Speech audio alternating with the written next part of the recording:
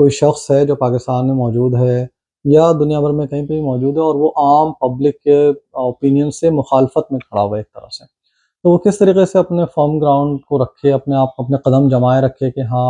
وہ اگر وہ سوچ رہا ہے اور اس کو ٹھیک لگ رہا ہے تو وہ اسی طرح سے اس کے اوپر محنت کرتا رہے، اس کی ترویج کرتا رہے۔ تو یہ جو ہمبلنس ہے یا یہ جو ہمت ہے، یہ کس طرح سے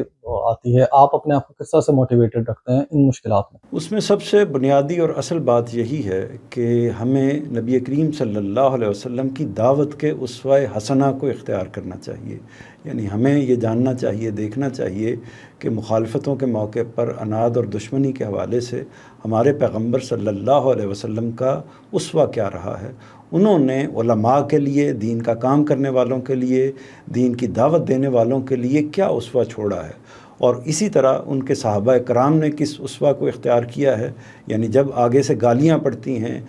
جب آگے سے بدتمیزی کی جاتی ہے، جب کوڑا پھینکا جاتا ہے، جب راستے میں کانٹے بچھائے جاتے ہیں، جب یہ سارے معاملات ہوتے ہیں اور بدتمیزی کی، تہذیب کی خلاف ورزی کی انتہا ہو جاتی ہے، تو ان عظیم شخصیتوں نے خاص طور پر ہمارے نبی کریم صلی اللہ علیہ وسلم نے کیا اسوہ اختیار کیا، کیا طریقہ اختیار کیا، تو اسی کو ہمیں پیش نظر رکھنا چاہیے۔ اور ہمارے علماء نے بھی اس حوالے سے عظیم داستانیں رقم کی ہیں۔ یعنی مسلمانوں کی جتنی بھی تاریخ ہے، غیر معمولی علماء پیدا ہوئے ہیں اور انہوں نے بھی ان تمام معاملات کے حوالے سے کوڑے بھی کھائے ہیں، اپنی زندگیوں سے بھی ہاتھ دھونا پڑا ہے ان کو، اور بھی بے شمار مصائب اور مشکلات ان کو فیس کرنی پڑی ہیں، لیکن پوری استقامت کے ساتھ انہوں نے اپنے آپ کو قائم رکھا۔ تو اس کے لیے آپ نے پوچھا ہے کہ کیا چیز ہونی چاہیے، تو نسخہ کیمیا یہی ہے کہ ہم شخصیات کو، انسانوں کو سامنے رکھیں۔ جب ہمیں یہ نظر آتا ہے کہ ہم ہی جیسے انسان، خواہ وہ علماء ہوں، خواہ وہ سیاستدان ہوں، خواہ وہ رہنما ہوں،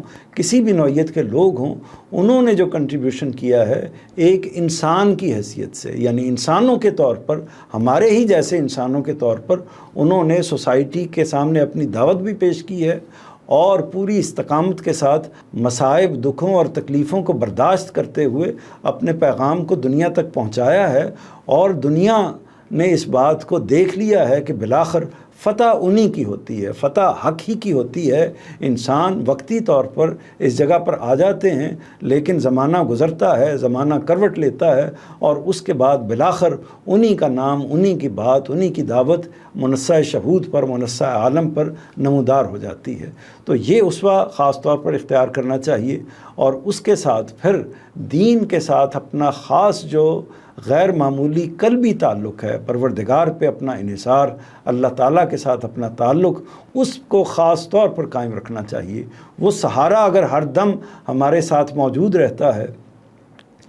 اور اس بات کا ہمیں احساس رہتا ہے کہ ہم جو کچھ بھی کر رہے ہیں خالصتاً اپنے پروردگار کے لیے کر رہے ہیں، اپنے مالک کے لیے کر رہے ہیں، اس کی رضا کے لیے کر رہے ہیں، تو یہ چیز جو حوصلہ دیتی ہے، اور اس کے بعد یہ بھی چیز سامنے رہتی ہے کہ اگر خدا نے یہ فیصلہ کر دیا یا خدا نے کسی کو اذن دے دیا کہ کوئی گولی، کوئی تیر، کوئی اس طرح کا معاملہ، کوئی تلوار جو ہے وہ ہماری زندگی کا فیصلہ کر دے، تو آخرت تو اللہ تعالیٰ نے پھر اجر کے لیے مقرر فرمائی ہوئی ہے، تو اس لیے جو ہمیشہ کی زندگی ہے، تو اس لیے ہمیں کسی بھی معاملے میں خوف کا یا اس طرح کی کسی چیز کا شکار نہیں ہونا چاہیے۔ آخری بات اس میں یہ ہے کہ اس میں البتہ جو پیغمبروں کا اسوہ ہے، جو ہمارے صحابہ کرام کا اسوہ ہے، جو علماء کرام کا اسوہ ہے،